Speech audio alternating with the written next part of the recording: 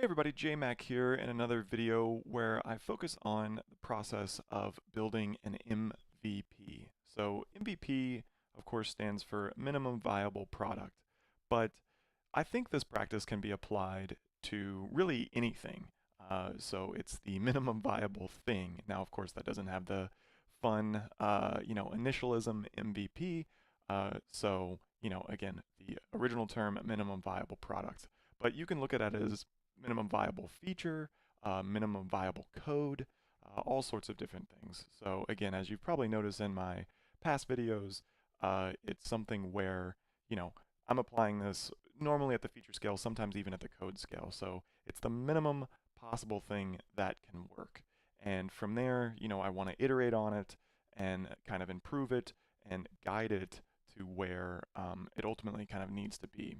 But what this process really, the benefit of it is it really helps us as developers to not kind of over-architect something in the beginning, overbuild something, spend extra time when we kind of don't really know the direction or even how it gets used. And so there was another example I came across today based on some user feedback for Shift. And what this was they had a project where they basically were using a mono repo. So they had multiple applications or multiple pieces of their application or parts of their application within the same repo. And this is a common practice, but it's one Shift wasn't always so graceful in detecting. And while Shift now is starting to support multiple types of projects, it supports Laravel projects. Of course, it supports Lumen projects as well. It supports PHP projects. There's some additional projects that I'm working on. So supporting a mono repo or being smart to be able to find where certain bits of that project, where the code for that type of project is housed, needs to be something that Shift is capable of doing. And again, it is for the most part, but I found out based on some user feedback the other day that it wasn't working in cases of some of the newer and more customized shifts. So here's the example setup, and then we'll kind of write some code. But I want to talk through the problem because, again, in the effort to find a MVP solution, we need to be able to identify the problem. And importantly, based on user feedback, this is the iteration. So this, arguably, some would say, was a bug that I need to fix. But I don't consider that because, again, I built this originally as the minimum viable product. It worked so far for hundreds of projects, and it just so happened that finally, at least, not that it didn't work for other projects, but again, I have pretty tight support. I have logs that let me know when a shift fails. So again, this wasn't a very common problem. Again, if we want to call it a bug, it didn't really occur very often until the other day, and someone actually had a mono repo where this kind of reared its head. And so upon working with them to figure out the project structure and kind of diagnose the bug, this was the issue. So they basically had a mono repo where they had the back end, the front end, and then of course, some vendor, or well, technically this wasn't really the vendor folder as we know it from Composer. This was more of like additional source code for their project. And the issue is that this was a PHP project at its core, and the shift they were running works on upgrading their dependencies. So it analyzes the dependencies, it compares those against a list of known dependencies.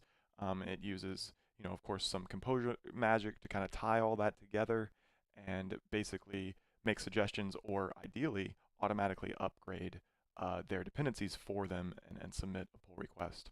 But it wasn't finding Composer in this project because it wasn't in the expected format, meaning it wasn't all top level. So the particular shift expected just to see a Composer file right here, and it was failing, hey, we couldn't find Composer. And that's because it was actually in their backend project that they wanted to shift.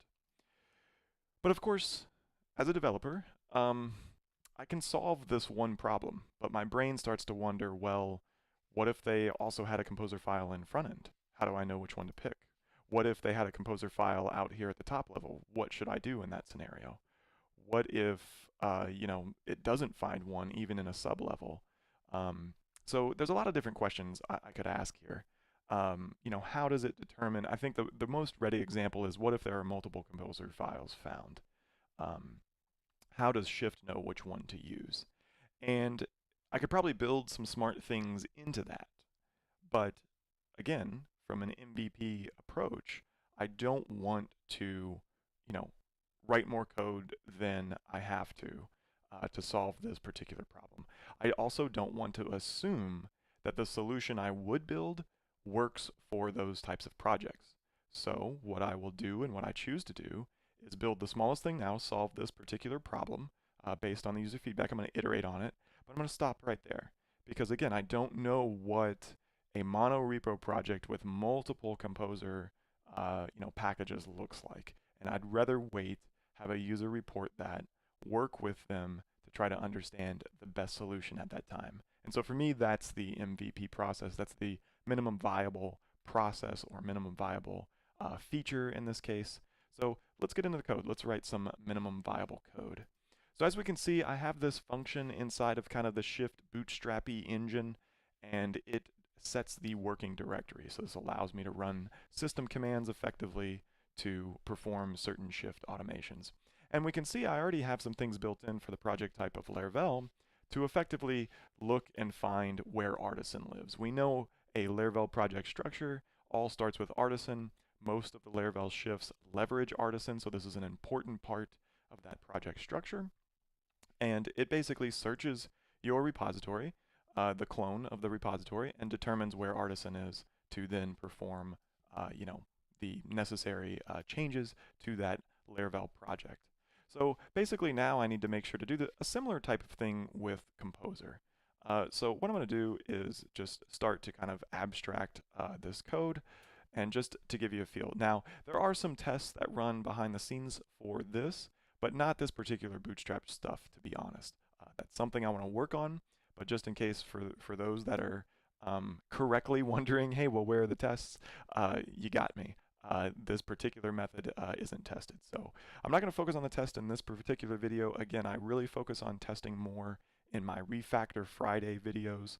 But this one, I try to keep really short. So I'm just going to kind of spike on this for now. And again, trust that this will be backfilled and kind of cleaned up through testing before it actually hits production. So let's just get an idea, though, again, of the process, because that's what I want to focus on. So let's basically set up the project file I want to look for. So I'm just simply going to call this file for now. And we'll anonymize this for the time being. And we'll say if the project type's Laravel, then I want this to basically be Artisan that I look for. Otherwise, I'm going to attempt to look for Composer JSON. Now I know, again, that there's limitations here. There could be other project types than Laravel. But for now, it's either a Laravel style project, meaning Lumen and some other things, or it's probably a PHP project in this case. Again, those other platforms, those other languages or frameworks are not supported at the moment. So for now, this will work. So, and then we can take away this if check, and this should be allowed to be anonymous now. And let's just clean up that indentation level. And so now we can just swap this out to use file. So we know now that when we find this file, in this case Artisan or Composer, we need to take a look. Now this may be unnecessary, meaning we may not need to go find these things because it's kind of already top level. So I'm actually going to add that check because we don't want to go searching around for Composer like in the vendor folder, for example, especially if there's already one top level, meaning it's not a mono repo or it's not a project which has the PHP project in a subfolder of the repository. So let's finish this file dynamic addition here. So that should get the code back to its place, but also support Composer now.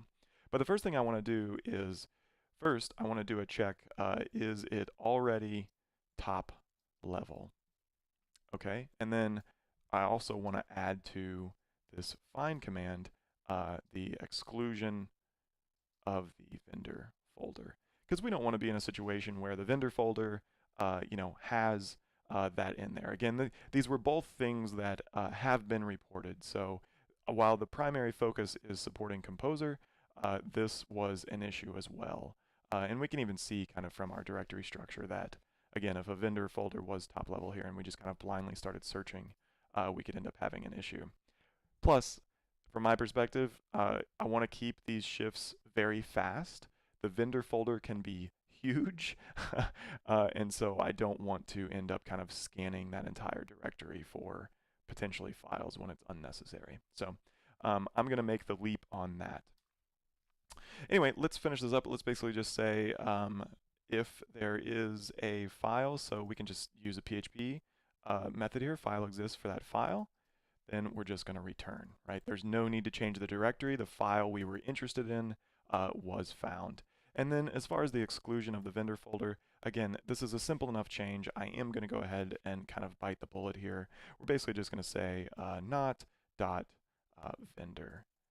And I think you have to say prune, maybe? I think prune's the special thing. I'm going to do some research on that, but we will assume that this find command minus maybe this prune option or the grouping of this might need to happen. The point here is that effectively we are going to run a find command to search for that particular file named this, and then we're going to print out those results. And if we don't find it, then we know that we have a problem because at that point, Artisan or Composer was not found top level. So we want to exit and then have the appropriate email notifications triggered to me so I can jump in with some support. And then if we do find it, we're basically going to split that out. And as I talked about earlier, this is a known limitation. And again, part of the MVP process, I'm going to leave this because this is the way it functioned before. And I don't want to try to guess, because right now this would just go kind of in found path order, which is likely going to be in system alphabetical order. So it could be some variance there. But the point is, it's just pulling the top path. It's not very smart about which path of the multiple that it found that it should use. So it just is going to set the working directory to whatever the directory is for where it found that top level file. So, and again, this is the way it behaved before. We can already tell that this might be a problem, but for the MVP process, I want to, basically leave it here. So all we really did was allow this to have a different project type or support multiple project types by looking potentially for a different file, but in the same capacity it was before, with the caveat that we are making a small performance improvement because I've noticed this issue as well, and then also because it may already be top level, so I want to make sure to have a little protection here that we don't need to actually perform this if it's already right there. I don't even want to scan anything at that point. So just some performance optimizations. Again, this would have worked. This was unnecessary as far as a find command goes, because again, the find command would have just found one if only one existed top level, and that would have shown up here automatically as our top index. But again, for a performance bit, this was a change necessary to kind of, for me as a business, to keep the shift service running as quickly as possible. So again, I will backfill some tests here and kind of take this from a spike to real code. But hopefully that helped demonstrate the process of iterating again on MVP, but maybe seeing a little bit of a fuller picture, as well as the insight of when I actually perform the iteration. And that's when, again, I have some valued user feedback or some data, in this case performance data as well, that demonstrates that this is a expensive operation. So now it's time to kind of refine this particular feature. So thanks for watching. Feel free to leave some comments. Let me know any questions or suggestions for next time, things that were helpful. And of course, follow me on Twitter @GoneDark for more of these in the future. See y'all next time.